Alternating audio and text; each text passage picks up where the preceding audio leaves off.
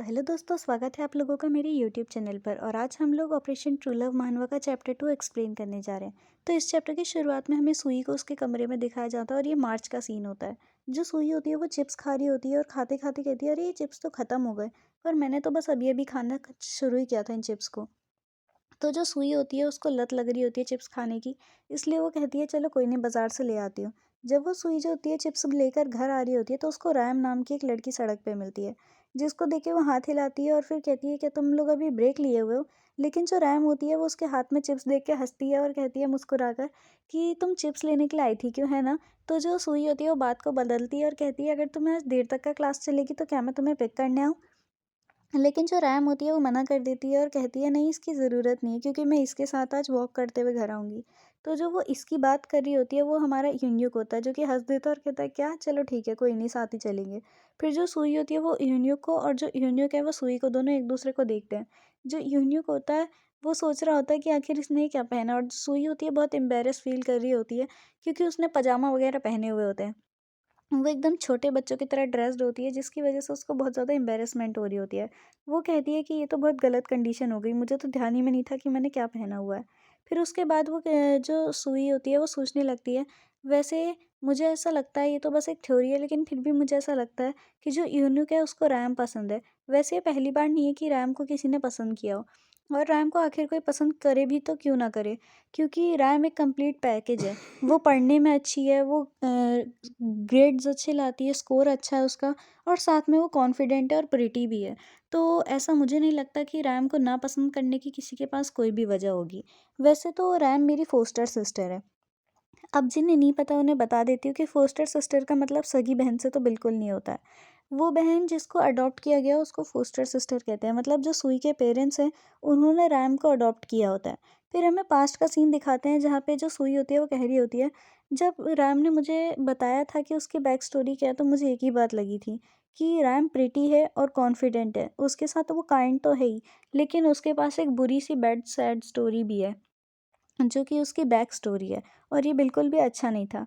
फिर हमें रैम का वॉइस ओवर आ रहा होता है और जो रैम है वो बता रही होती है पास्ट के सीन में ही सुई को कि मेरी जो मॉम थी वो अचानक प्रेग्नेंट हो गई थी, जिसके बारे में मेरे डैड को नहीं पता था, और जब उन्हें ये बात पता चली तो वो बहुत गुस्सा हुए और उन्होंने मॉम को छोड़ दिया। मेरी मॉम ने अकेली बहुत मेहनत करी और मुझे पाला पोसा, लेकिन एक टाइम पर उनकी भी डेथ हो गई, जिसके बाद उनका एक्सीडेंट की वजह से डेथ हुई होती है वैसे तो। जिसके बाद जो रैम है वो कहती है कि मेरे को तुम्हारे पेरेंट्स ने उसके बाद अडॉप्ट किया।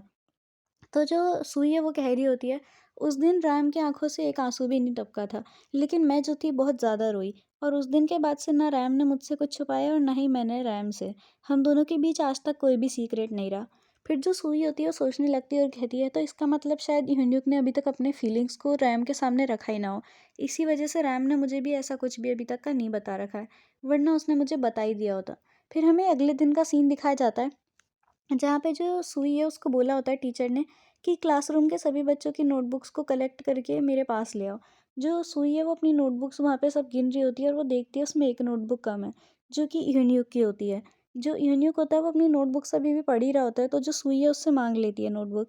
लेकिन जो यून्यूक है वो पढ़ने में इतना मगन हो गया होता है कि वो सुनता ही नहीं है, जिसकी वजह से जो सुई है उसे लगता है कि यून्यूक उसे इग्नोर कर रहा है। वो उसे एक बार आवाज़ देती है, लेकिन फिर वो गुस्सा हो जाती है और कहती है, इस बेवकूफ़ को क्या ये नहीं पता है कि ये भूल गया है कि इसने अपने सिर्फ़ एक ही कान में ईयर प्लग डाला हुआ है, दूसरे कान में नहीं, मतलब ये मुझे सुन सकता है। तो जो सुई है वो सारी किताबें उठा के ह्यूग की ओर जाने लगती है ताकि उससे नोटबुक माँग सके। लेकिन जो सुई होती है वो गिर जाती है। वहाँ पे एक लड़की आती है और उससे पूछती है कि क्या तुम ठीक हो? सुई, मैं तुम्हें बताती हूँ कि ह्यूग तो पहले से ही ऐसा है। जब वो पढ़ने बैठता है तो उसका कंसंट्रेशन इतना हाई होता है कि वो किसी भी चीज़ पर ध्यान नहीं देता उसके आसपास क्या चल रहा है।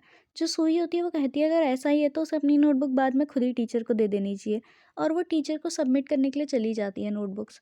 उसके बाद जब आ ही रही होती है तो स्टाफ रूम के गेट पर, मतलब डोर पर ही, उसको यून्यूक मिल जाता है जो अपनी नोटबुक के साथ आया होता है। यून्यूक को ऐसा देखकर उसको एक बार के लिए रियलाइज़ होता है और वो सोचती है क्या ये ऐसा नहीं लग रहा है जैसे मैंने अपने मर्ज़ी के हिसाब से ही उसकी नोटबुक जानबूझ के वहाँ छोड़ दी हो। वो यून्यूक को समझाने की कोशिश करती है, लेकिन जो यून्यूक इग्नोर करते हुए उसे आगे चले जाता है और अपनी नोटबुक जमा कर देता है। जिसके बाद जो हमारी सुई है उसको बहुत गुस्सा आ जाता है और वो कहती है कि क्या इस बेवकूफ़ को सच में ऐसा लगता है कि वो सब मैंने जानबूझ के किया था? मैंने कुछ भी जानबूझ के नहीं किया था। तो उसे मेरे साथ ऐसा बिहेव नहीं करना चाहिए था। फिर उसके बाद हमें अगले दिन का सीन दिखाते हैं जहाँ पे जो सुई और रैम है वो साथ में स्कूल आ रहे होते हैं। लेकिन जो रैम है वो अपनी स्कर्ट को थोड़ा बदल रही होती है। जो सुई होती है वो कहती है क्या तुम थोड़ी लंबी स्कर्ट नहीं पहन सकती? तो जो रैम होती है वो कहती है मैं पहन तो सकती हूँ लेकिन वो बिल्कुल भी क्यूट नहीं लगेगी। तो जो सुई होती है वो कहती है कि मुझे क्यूट का तो पता नहीं लेकिन ये न्यूइसेंस बहुत ज़्यादा लग रहा है। तो उतने में ही उसको ध्यान में आता है रैम को कि वो अपनी टाई पहनना भूल गई है। तो जो सुई होती है वो ताना मारते हुए कहती है तुम्हें 2 स्कर्ट लेकर आना तो याद रहा लेकिन अपनी टाई नहीं क्यों, है ना? पर उतने में ही सुई भी ध्यान देती है कि वो भी अपनी टाई भूल चुकी है, जबकि वो तो कोई एक्स्ट्रा स्कर्ट भी नहीं लाई थी। उतने में ही वहाँ पे इन्यूक आ जाता है और कहता है आखिर तुम दोनों यहाँ पे कर क्या रही हो? तो जो सुई और रैम है वहीं पर ही खड़े होते हैं और रैम कहती है मैं अपनी कहते हैं टाई लाना भूल गई हूँ। तो जो यून्यूक होता है वो कहता है ये तो बहुत गलत हुआ। मेरे ख़्याल से आज जो डिसिप्लिन हेड है वो गेट पर ही खड़ा है सब कुछ देखने के लिए कि सब लोग अच्छे से गेटअप करके आए हैं स्कूल के यूनिफ़ॉर्म में या नहीं।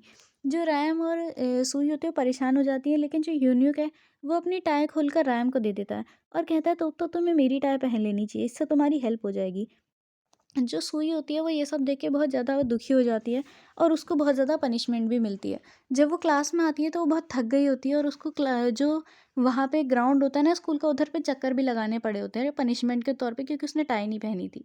वो कहती है क्योंकि मैं बहुत ज़्यादा स्लो थी इसलिए उन्होंने मुझसे दुगनी पनिशमेंट करवाई है।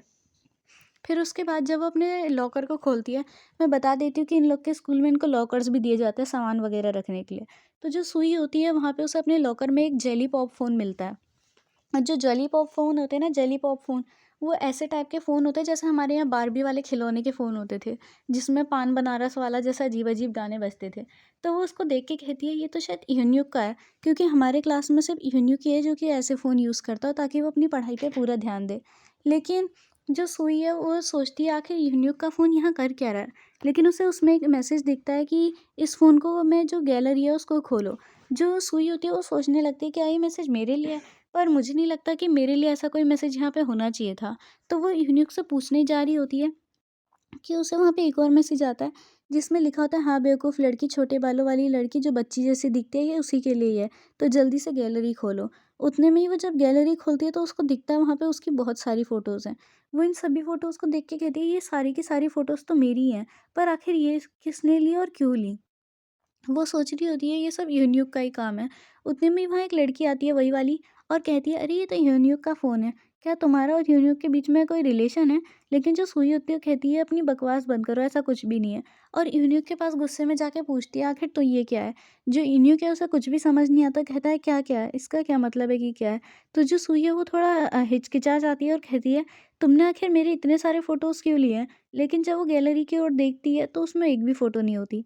फिर वहाँ एक और मैसेज आता है उसी जेली पॉप फ़ोन में कि तुम तो बिल्कुल भी अपने पेट में कोई बात पचा ही नहीं सकती हो।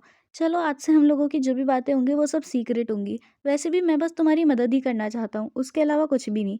और इसी के साथ हमारा ये जो चैप्टर है वो ख़त्म हो जाता है। अब मिलते हैं नेक्स्ट वीडियो में नेक्स्ट चैप्टर के साथ। आज के लिए बस इतना ही, बाय बाय।